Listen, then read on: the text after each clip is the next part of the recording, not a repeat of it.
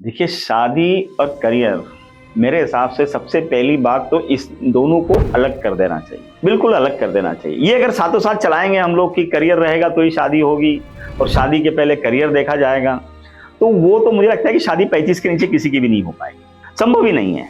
क्योंकि कैसे हर आदमी को अपनी लड़की को देना है तो वो सबसे पहले यही सोचेगा कि बस गाड़ी है कि नहीं है, खुद का बंगला है कि नहीं है, जॉब कितने लाख रुपए का है, क्या है। तो इसको तो 35 साल तो लगेंगे ही लगेंगे, क्योंकि 25 साल तक वो एक हल्का ग्रेजुएट या पोस्ट ग्रेजुएट होगा, उसके अंदर नौकरी करेगा 4-5 साल 10 साल, अगर पैसे कमाएगा, अगर 50,000 की भी तनख्वाह अगर होगी तो साल के 6 लाख रुपए, 6 लाख में कहाँ से मकान आएगा, कौन सी किस्त भरी जाएगी, तो उसको 10 साल लग ही जाएंगे।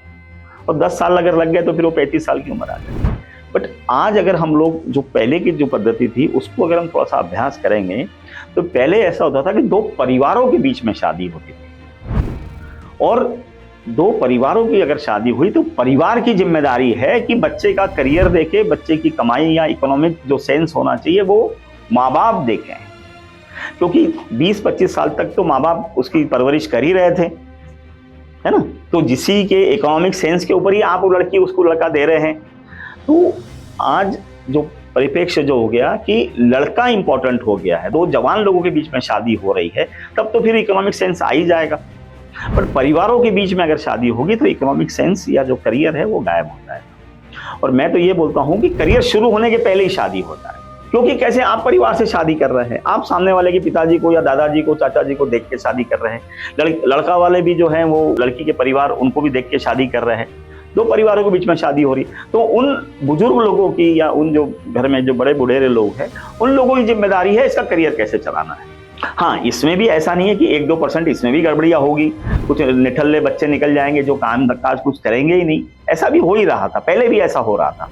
बट बात ऐसा है कि पहले ये एक जिसको बोलते हैं ना कि एवरेज ये तरीका माना गया कि ये तरीका सही है ना। इसमें भी गलती है, जैसे आज जैसे शादियां टूट रही है तो पहले निठल्ले बच्चे भी पैदा हो रहे थे कि माँ बाप के नाम पे उनकी शादियां हो जा रही थी और कमाते धमाते कुछ नहीं थे, तो ऐसा होता था।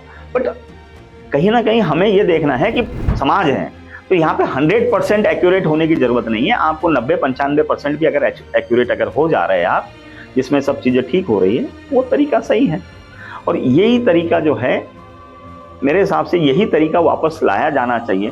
और उससे भी पहले मैं ये सजेस्ट करूंगा कि एक सगाई का जो तरीका पहले जो था वो तरीका भी इसमें लाया जाना चाहिए कि 10वीं-12वीं होने के बाद में दो लोगों की आपस में सगाई हो जाए, परिवारों के बीच में ही पॉसिबल है। बाद में आप अपना थोड़ी सी पढ़ाई और ग्रेजुएशन या पोस्ट ग्रेजुएशन करिए और बाद में आप शादी कर लीजिए। हाँ, सवाल ऐसा है कि जब तक हम करियर को जोड़ के अगर हम लोग शादी को रखेंगे तो शादियाँ बहुत लेट हो जाएगी, और मेरे हिसाब से उससे समाज में बहुत ज़्यादा दिक्कतें आ रही हैं।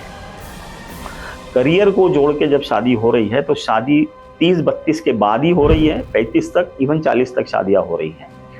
और एक पुरुष जो है वो 40 साल से ज़्यादा जवान नहीं रहता है, जो महिलाएं रहती है उनका 40 साल तक मेनोपॉज रहता है। तो जो शारीरिक संबंध के लिए या शारीरिक सुख के लिए शादी करने का जो मायना है वही खत्म हो जाता है। और इतने लेट अगर शादियां हो रही है तो रिजिडिटी इतनी ज़्यादा आ रही है कि फिर टूटन की संभावना बढ़ गई है।